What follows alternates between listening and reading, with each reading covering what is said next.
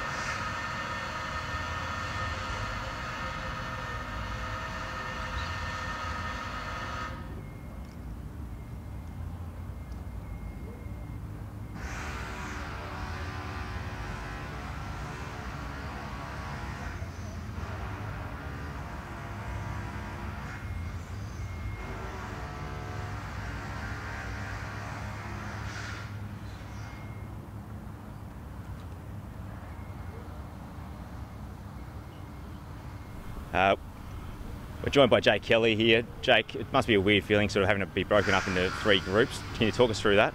Yeah, it is a bit weird. We haven't really done it for a while, so it's actually quite good though, because you get sort of more specific work in your line group. So midfielders working over there now, and then defenders have already been, and you can sort of work specifics.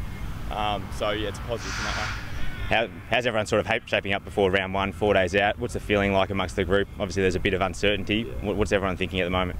Yeah, it's a bit of a weird feeling. I mean, I think the focus is going to be this week, or the key this week is actually going to be the team who can focus and refocus their energy on the game rather than thinking about all the stuff that's going on in the world right now, which is quite unique and unprecedented. So the team, I think, that can focus and concentrate on a game and ignore all the other stuff is probably the one that's going to get the result. And what's the focus on the track been? 4 days out, sort of trying to wrap things up. What's the sort of message from Nixie, Ben Hart, those guys? Yeah, just similar to what I said, just focused and ignore the noise that's going on around us. Yeah, it's difficult at times because it's pretty unprecedented in this situation, but yeah, that's sort of his messaging as well. Rory Sloane's birthday today. Is this a celebration for him? Anything sort of going on behind the scenes? No, nothing going on. It's his week this week. It's 200 this week. So, yeah, I think that's sort of the main focus for him. But I don't know it was his birthday, so I'll be hitting him up after this. Make sure he goes. Say happy birthday to him now, mate. Thanks for your time. No worries. Cheers.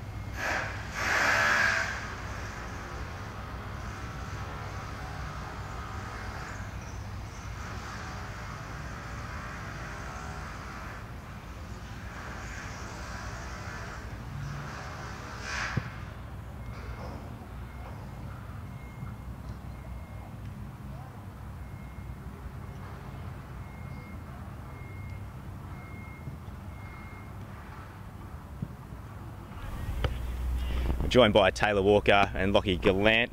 Tex, it must be a bit of a weird feeling at the moment. It is different, isn't it, Lock? But we've got to look at ways we can keep our fans engaged. Hope you're all enjoying it at home. First pre-season, Lockie, and it must be a strange one for you. Can you tell us your feelings at the moment? Yeah, a little bit strange. I think everyone was looking forward to playing some games. Keep a metre away, actually. Sorry, mate. Sorry. But no, we're just keeping a positive mindset, so gives me more time in the gym. So yeah, pretty exciting. What's the goals? You've put on 6 kilos so far. Is that right? Something like that? Yeah, 6 kilos. But it's just a start. Plenty more to go. So we'll keep working. Talk us through the exercises. Is it bicep curls? Is it beach weights, or are you sort of going that whole body? Whole body at the moment, so didn't have much experience in the gym coming into it, but yeah, I'm starting to learn all the patterns now, so yeah, it's going well. What has Tex taught you in the gym? He's taught me how to lift big, actually, yeah. Thanks, mate. And Tex, Sloaney's birthday today. Oh, yeah. What are we doing for him? Not too sure. I'm sure we might have something later on, but we're split obviously forwards, mids and backs are a little bit split today. So we'll catch up with them later in the day. Can you talk us through some of the preventative measures and precautionary things that the club's doing at the moment? You spoke about the breaking into 3 groups, but what else is happening behind the scenes? So we're obviously parking in the same spot, so we can sort of contain that. We're obviously getting our temperatures checked every day, heart rate, just to see whether there's any fluctuation with that. And obviously the probiotics and all the hygiene has been ramped up, so if we can contain it and hopefully no one gets it, that'll be good for our footy club. What's the vibe amongst the group? Round one's usually something that everyone's pumped up for, but it's a bit of a weird feeling at the moment. Can you talk to us about the sentiment a little bit? Oh, it's unique, I think. We're all very excited, but you're sort of sitting back waiting, is it going to get canned?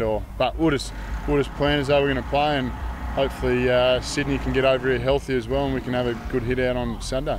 What's the plan for Sloaney, cheering him off still, despite the fact there's probably no crowd there? Yeah, we're not too sure what we're going to do. A few of us might have to have a chat about what we should do. And what's the plan for the rest of the week leading into round 1?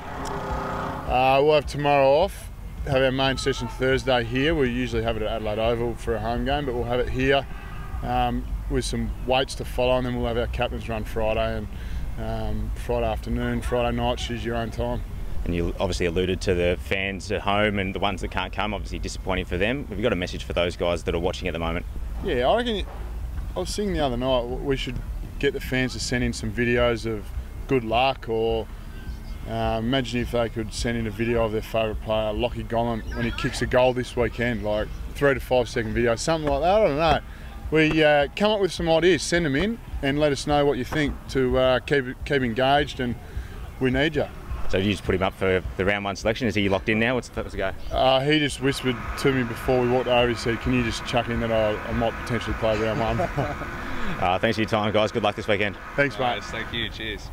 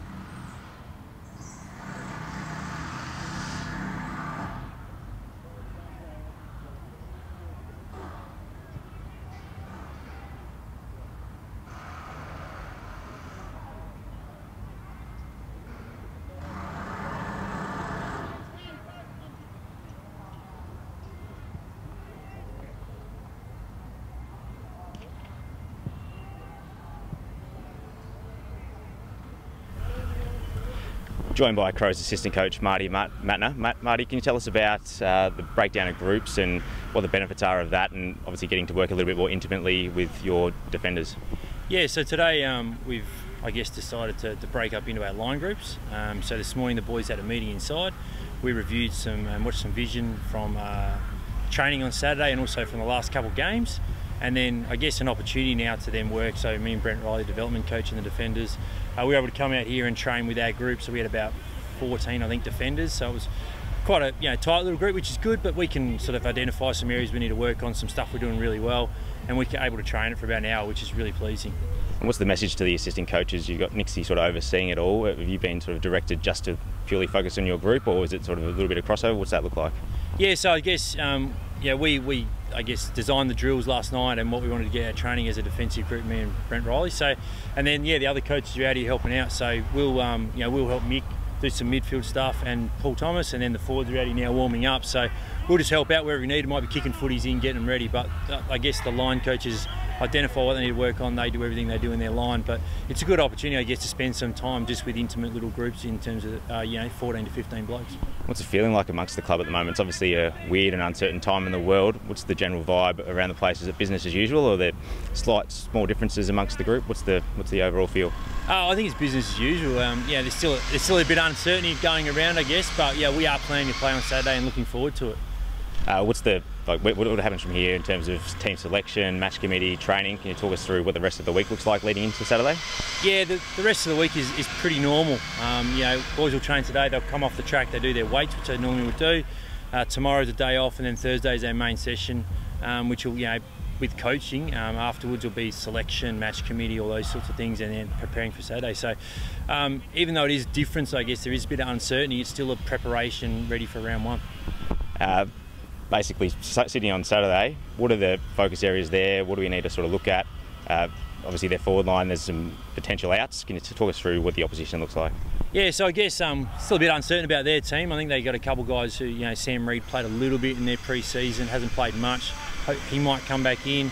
They've got Sam Naismith, who's come back as a ruck, so Sinclair's been playing forward, especially for my line in the defenders. So there's a couple of new things, I guess, different to what they did last year. There's also, I guess, with us, it's all about our consistency. We felt like we've played a good half here or a quarter or two here. So our focus over the last couple of weeks has been about our consistency and how we get that into a game and get a four-quarter effort. Fisher Mackesy really impressed in that March 2 game, and he's sort of, Nixie said he was close to selection but not quite there yet. What's he done on the track? Is he impressed? Has he sort of not put a foot wrong? Where's he at? Yeah, he's been very impressive. Hasn't really put a foot wrong at all.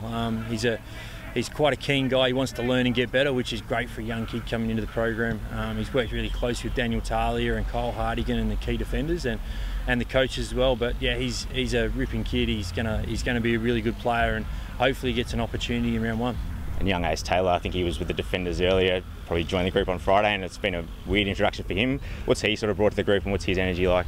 Yeah, so he played on Saturday. We played sort of a match sim type drill for about 25 to 30 minutes, and he was quite impressive. He's got some elite speed and some good attributes to him. He's good size as well. So yeah, he's fitted in quite nicely. It's been a bit of a whirlwind, I guess, week and a bit that he's been here, but I'm looking forward to what he can provide to us within the group, and especially the defenders.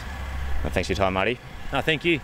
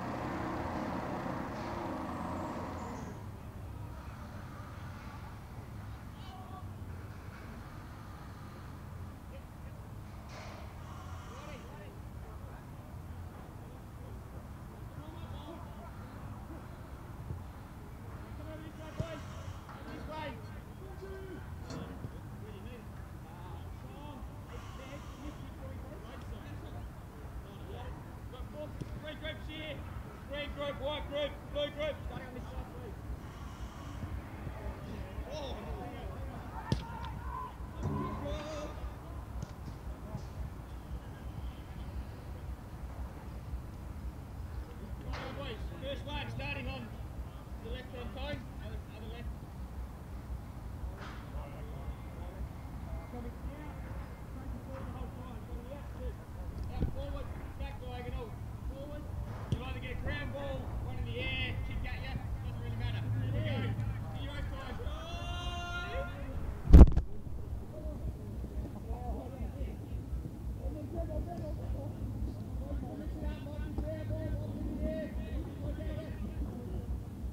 Shut up.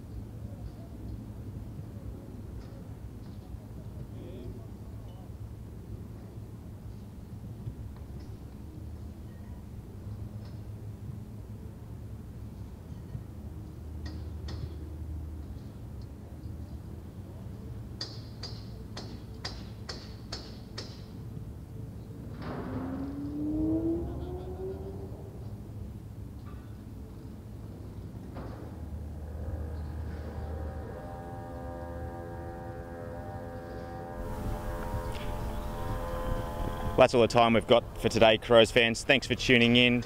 Keep checking back afc.com.au for plenty of things to come. Love to hear your ideas around things. Leave them in the social comments. #WeFly is one.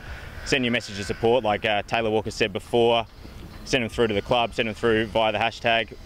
Keep the conversation going. We want to be engaging in connecting with you guys as much as possible. So thanks for tuning in. afc.com.au. Hi, all our members and supporters. Thanks for your ongoing support.